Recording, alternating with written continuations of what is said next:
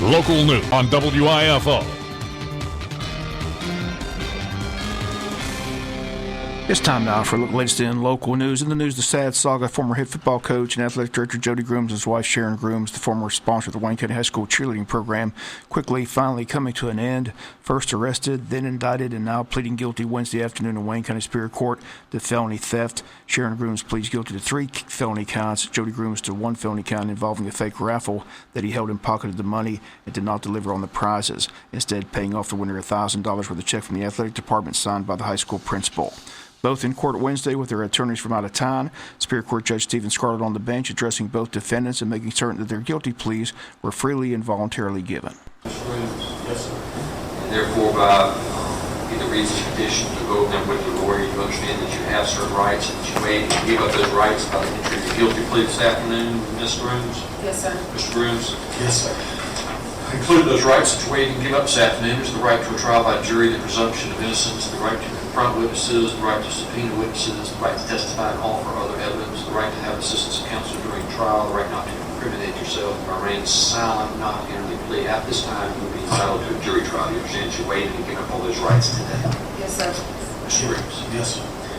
Has anybody threatened you, coerced you, or offered you any hope of benefit to enter this plea, Ms. Grooms? No, sir. Mr. Grooms? No, sir. Mr. Wilson, do you feel like your client's willfully, freely, and voluntarily tendered his guilty plea to waive any further reading of his supporting rights? Yes, sir.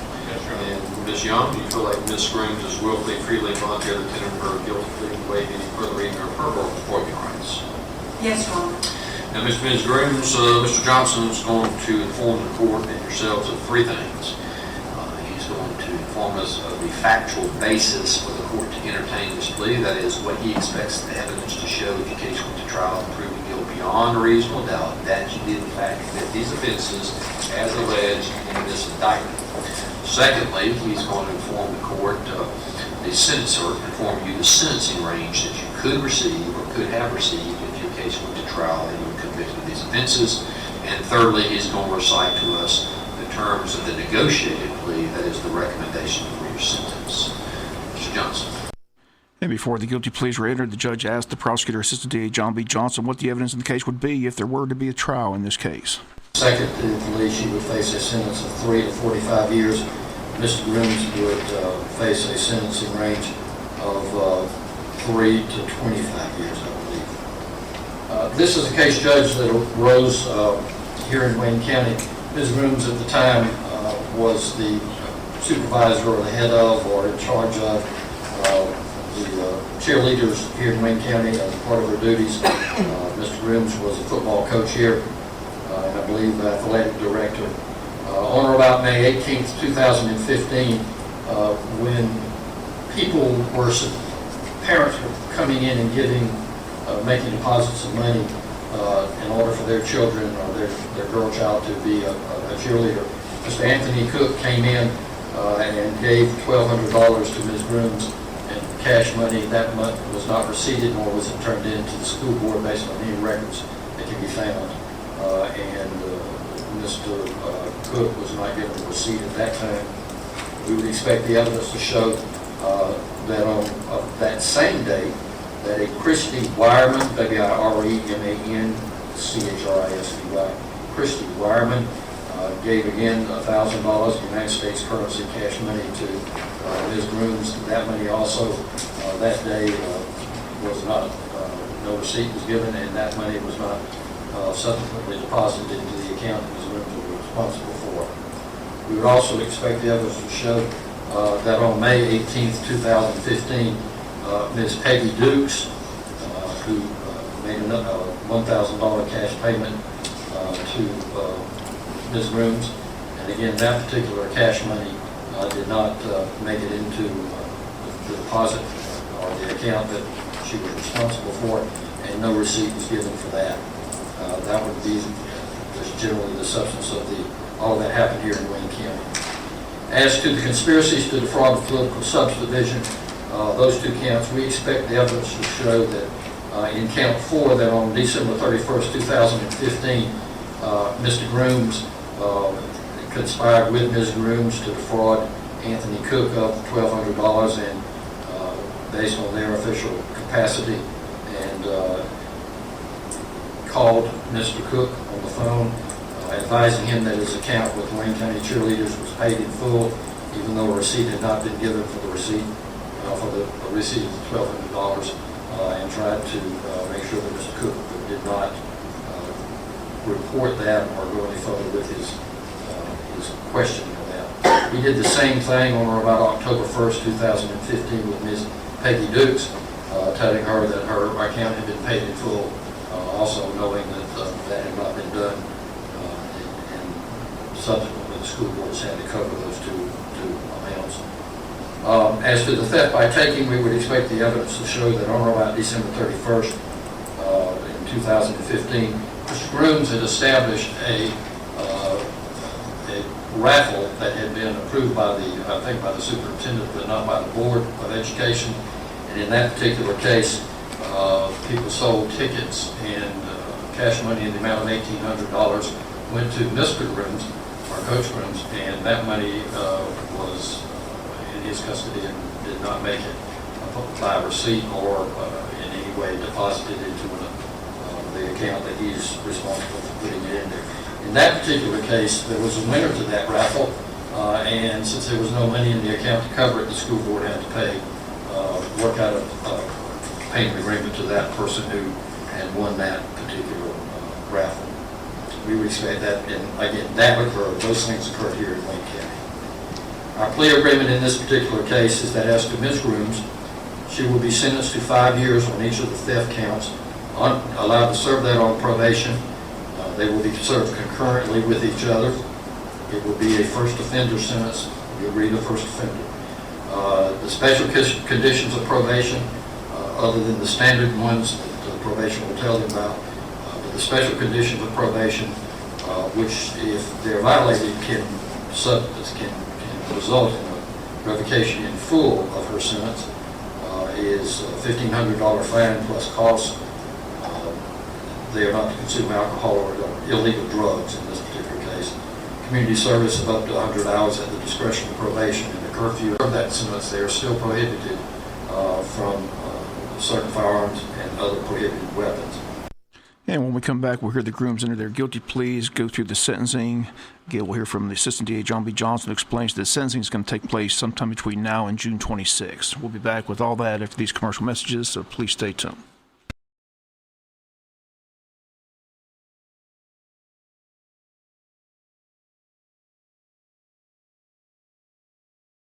Welcome back. We continue with our top story. Former head football coach and athletic director Jody Grooms and his wife Sharon Grooms in Superior Court Wednesday afternoon, pleading guilty to all the charges facing them in Wayne County, accepting a plea agreement in which they will receive 5 years probation, pay restitution, forfeit their teaching certificates, and be banished from the Brunswick Judicial Circuit once the sentencing takes place, which will take place now, between now and June 26th. The sentencing again takes place here in Wayne County. Here's the guilty pleas being entered yesterday by the Grooms on Wednesday. My understanding is that based on this, that I want to say this about first offender. If the defendant violates the conditions and terms of this agreement by either not paying within 6 months or some other violation, under the First Offender Act, that can result in a revocation of their probation, an adjudication of guilt, which will be withheld today, and resentencing. And the resentencing can be as much as, based on the court's discretion, the full amount of time, 3 to 45 years for Ms. Grooms and 3 to 25 years on Mr. Grooms, with credit being given for any time that they had already served. I want to make sure that that's on the record, that they're aware of that. My understanding is that in this particular case, sentencing, that's the agreement that we've entered into. Sentencing also will be done on or before June 26th to allow them to get that money together and see if they can resolve some other issues that have come up before that date, but it will be not later than June 26th. I believe that's the next trial week that the court has. All right, Mr. Grooms, the prosecutor, Mr. Johnson, has set forth the facts. He expects the evidence to show the case went to trial, proved guilt beyond a reasonable doubt. That's in fact commit the offenses alleged in count 1, theft by taking, in count 2, theft by taking, in count 3, theft by taking. Are you in fact guilty of all 3 of those offenses? Yes, sir. All right. He's also set forth the terms of the negotiated plea.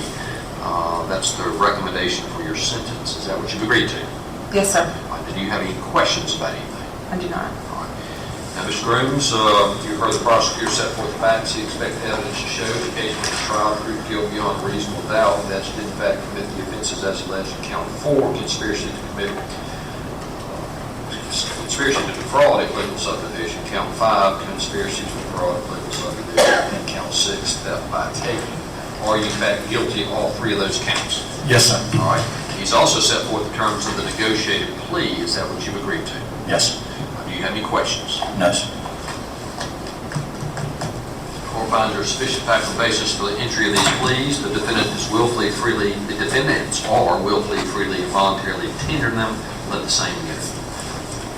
Once again, those pleas entered yesterday in Wayne County Superior Court. They pled under first offender status, which was agreed upon by the state. But if they violate any part of that agreement over the 5-year period, they face up to the maximum sentence, 45 years in jail for Mrs. Grooms, 35 years in jail for Mr. Grooms. Also is the issue of $17,373.43 that was found missing from the school system and found to be missing by a state audit. It was stated the school system could waive that if they wish to do so, but if they do not waive it, a restitution hearing will be held on that issue, and the state would have to prove that the Grooms took that money as well. WIFO talked with School Superintendent Jay Brinson Wednesday afternoon. He says he and the board need time to digest the information and get all the information before making comment. He did indicate that the school system will be looking to recoup that $17,373.43, and WIFO will continue to follow this part of the story as it develops. For more on that issue and on the guilty verdicts, we talked with Assistant DA John B. Johnson. Assistant DA John B. Johnson, long drawn out case. It's finally come to an end. They both pled guilty, but I understand there's an issue with the school system about restitution for them as well. The $17,000, explain that.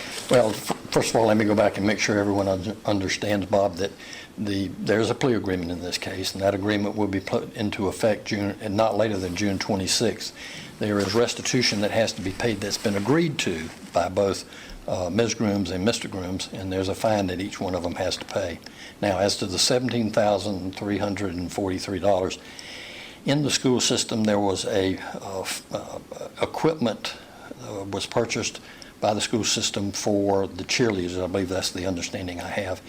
And that when they did an original inventory and then looked at the inventory after the Grooms had left, there was a $17,343 missing from equipment missing from that account. And that was in the custody of Ms. Grooms. There was an admission in part of her statement to the law enforcement that she had given some of that stuff away to students and not collected money for that. We have agreed in that case that if the superintendent on behalf of the school board requests that we waive that it will be waived. We will not seek restitution for that, but if they do not do that, then we will have a restitution hearing, at which point the state will have to prove that money, that loss exists, and that Ms. Grooms or Mr. Grooms and Ms. Grooms were responsible for that. Okay, and is that the amount of money that was shown in the audit, the $17,000? Yeah. That's supposed to be almost to the penny what the audit showed was missing. They did an audit, and that's what the auditors reported to the school board were missing from that particular equipment fund. So just to be clear, the superintendent and the school board has to request that money be paid back. If not, No, they waive it. they have to request that it not be paid back, but if they don't do that, if they notify me that they want it collected, we will have a restitution hearing. Okay, That's the result. It's the reverse of that. And again, those come Assistant DA John B. Johnson. Again, recapping, former Wayne County Athletic Director Jody Grooms and his wife Sharon Grooms, now convicted felons, entering guilty pleas on Wednesday. The sentencing to take place sometime before June 26. The school system has to determine whether or not to waive the $17,373.43 missing from their budget.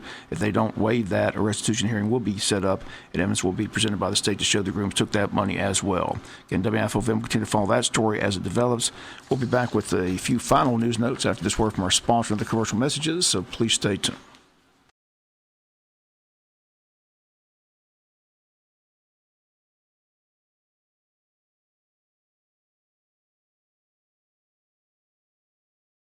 Final note of news, longtime county officer and jail administrator Captain Gary Bo Jackson has been arrested by the GBI, charged with bribery in violation of his oath of office, has been suspended in accordance with the Wayne County employee policy, will be on suspended leave without pay until adjudication of such charges. Wayne County Sheriff John Carter says the investigation comes after complaints were made to the sheriff himself. Carter requested that the GBI conduct the investigation into the complaints that have been filed with the GBI. Carter says that Jackson served as jail administrator for 11.5 years, has been an employee of the law enforcement community in Wayne County since 1997. As a deputy and jail employee. He was promoted to jail administrator back in 2005. The investigation, they states, continuing. Other charges could be forthcoming. Carter says he cannot comment on the specific complaints that have been filed and cannot comment on the case. But once again, Gary Bo Jackson, the Wayne County jail administrator for the past 11.5 years, arrested this week, charged with bribery in violation of his oath of office, remains on suspended leave with pay until it all plays out in a court of law.